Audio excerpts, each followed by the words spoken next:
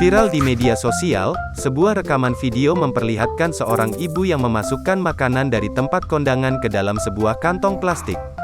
Dalam video yang diunggah oleh akun TikTok @ayurahayu, terlihat ibu-ibu berbaju biru tua itu mendekat ke sebuah meja berisi makanan.